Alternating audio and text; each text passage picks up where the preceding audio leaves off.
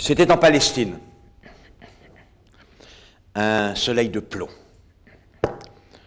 Sur la place du village, entourée de maisons blanches, une scène tragique se déroule.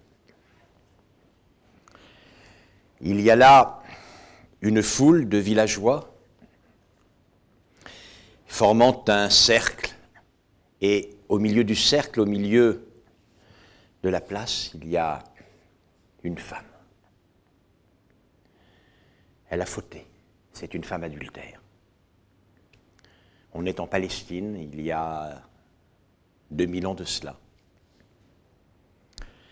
Et la loi juive est impitoyable.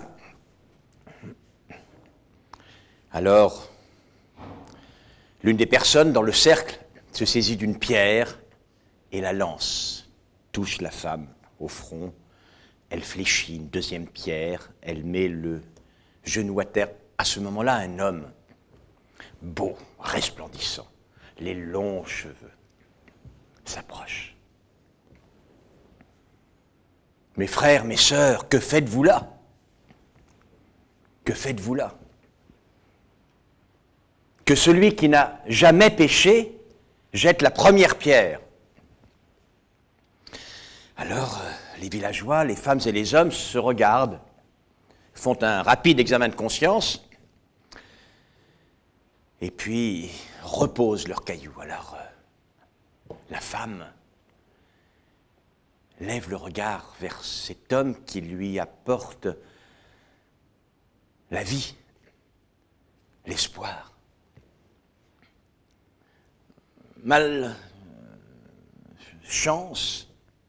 elle n'a pas vu derrière une petite vieille, toute courbée, qui se saisit d'un énorme caillou, un rocher quasiment le plus lourd qu'elle puisse porter, compte tenu de son âge et de son caractère décrépit.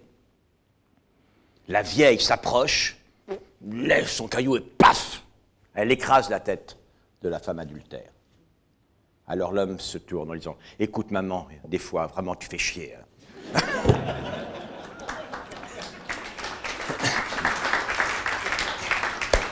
Vous riez. Et après, nous essaierons de savoir pourquoi vous avez ri. De toute façon, imaginons que vous soyez des bonobos ou des chimpanzés. C'est très gentil comme animaux. Sans doute, vous n'auriez pas ri. Si bien que ce que je vais essayer de déterminer avec vous, c'est pour quelle raison non seulement vous avez ri,